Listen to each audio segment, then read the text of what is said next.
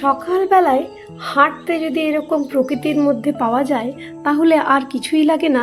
এটাই যেন একটা দুর্দান্ত থেরাপি। নমস্কার, আমাদের ইচ্ছে অ্যান্ড ব্লগের নতুন একটা পর্বে আপনাদের সকলকে স্বাগত।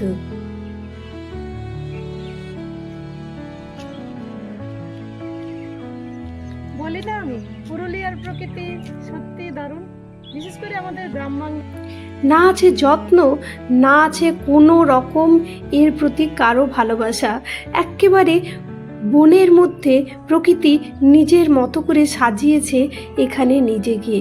এতটাই সুন্দর যে না দেখলে আপনি বিশ্বাসই করতে পারবেন না পুরুলিয়া কতটা সুন্দর। বসন্ত এসে গেছে, বসন্ত এসে গেছে।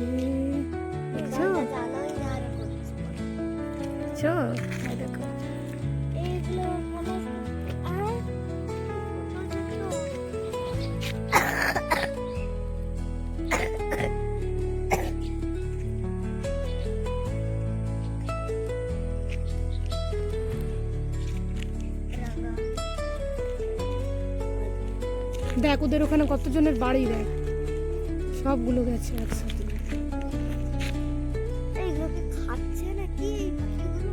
পানি খাচ্ছে, পলাশ ফুলের মতো খুব সুন্দর খেতে। এই যে এই কালো কালো যেগুলো দেখতে পাচ্ছ, প্রত্যেকটা গাছে কালো কালো সরু সরু ডালের মতো এই যে অংশগুলো, এইগুলো হচ্ছে পলাশের কুড়ি। কিছুদিন পরে পুরো ভালোভাবে ফুটবে, তবে এবছর একটু কম ফুটবে আর দেরিতে ফুটবে।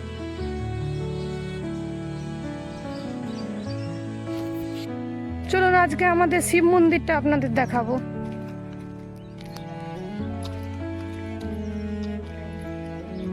এই জঙ্গলের মধ্যে এই যে শিব মন্দিরটা দেখতে পাচ্ছেন, সেটা কত দিনের পুরনো আমরা জানি না। অনেক কাল আগে একজন আমাদের আমার শ্বশুর বাড়িরই কেউ একজন খালি পায়ে করমপুরে হাঁটতেন, না হলে খালি পায়ে হাঁটতেন, তিনি নাকি এই মন্দির প্রতিষ্ঠা করেছিলেন। তারপর থেকে এই জঙ্গলের মধ্যে প্রতি বছর শিবরাত্রির পুজো, নীলের পুজো এগুলো হয়। আর শিবরাত্রির পুজোর সময় অনেক সময় রাত্রেবেলায়ও দেখেছি, সেই অনেক ছোটবেলায় হেরিকেন জ্বালিয়েও আমরা এখানে পুজো করতে এসেছি। কোনোদিন কোনো ভয় বা কিছু এখানে কোনো মতেই লাগে না। আর এই ঠাকুর কিন্তু নিজের মাথার ওপর ছাদ একেবারেই পছন্দ করেন না। অনেকবার অনেক রকমভাবে পাথরের দেওয়াল, পাথরের ছাদ, সিমেন্টের ছাদ করার চেষ্টা করা হয়েছে, কিন্তু সেগুলো সাকসেসফুল হয়নি নানা কারণে। কোনো বার তো আবার ভেঙেও পড়েছে। এই মন্দির আগে সিমেন্টের ছিল না, এই মন্দির আগে ছিল একেবারে ফাঁকা প্রকৃতির মধ্যে। এর পাশে একটা গাছ, ওই পাশে একটা গাছ, ওর মধ্যে এই যে এই হচ্ছে আমাদের নন্দী মহারাজ, যেটা রিসেন্টলি আমাদের গ্রামে প্রতিষ্ঠা হয়েছে। এটা আগে ছিল না। চলুন এবার আরো একটু এগিয়ে যাই, অন্য কিছু দেখায় আপনাদের। বসন্তের শেষ লগ্নে এই যে পলাশ গাছে মনে হচ্ছে শেষ মুহূর্ততে একেবারে নিজেদেরকে এরকম ভাবে সাজাবে। ভাবুন, এবছর অল্প একটু কম হবে পলাশ ফুল, তবে হবে তো গ্যারেন্টি। এই যে কিছু কিছু গাছে তো দেখতেই পাচ্ছেন, এই যে দূরে ফুল ফুটেওছে।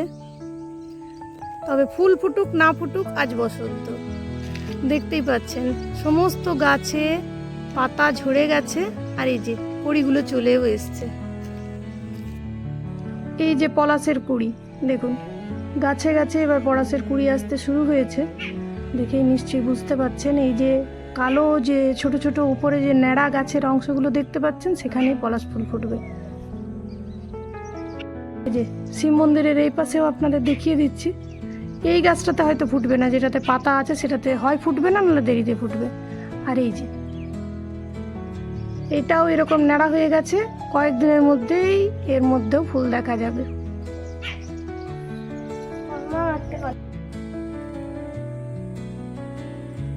তবে কোনো কোনো গাছে পলাশের কুড়ি নয়, যথেষ্ট ফুলও ফুটেছে।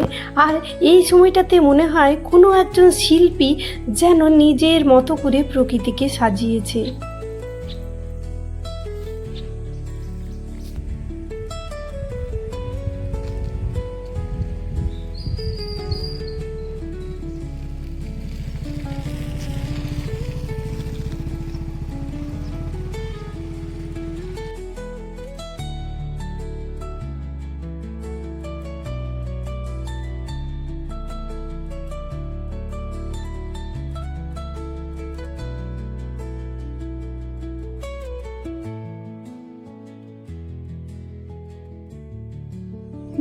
আকাশে লাল যেন কোনো একটা মেলা বসছে ধীরে ধীরে।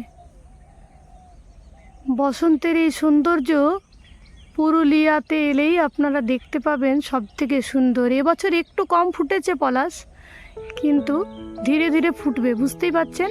সামনে যে ন্যাড়া গাছগুলো আছে সেগুলোতে খুব তাড়াতাড়ি ফুল ফুটবে। এই যে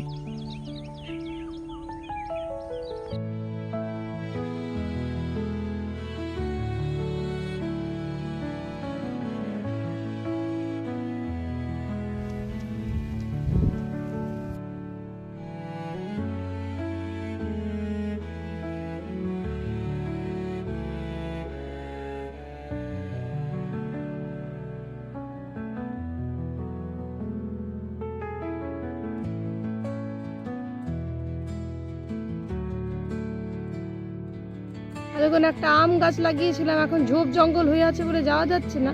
সে আম গাছ দেখছি বেঁচে আছে। এই যে লাল লাল পাতা বের করেছে, নিজের কচি পাতা বসন্তে, এটাও বেঁচে আছে। আরো আপনাদের দেখাচ্ছি, বলুন।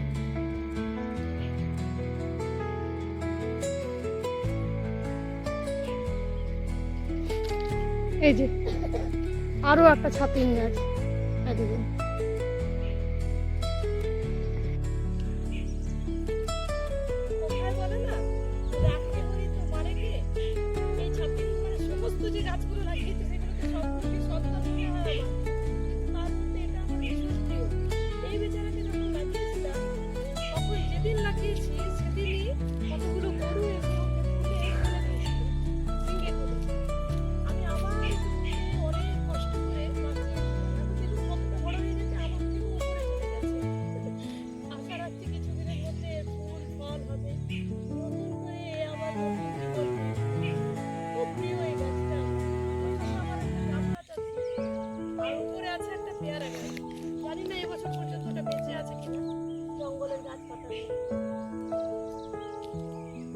আর এই দেখুন, দাঁড়ান জাম গাছটা দেখাই।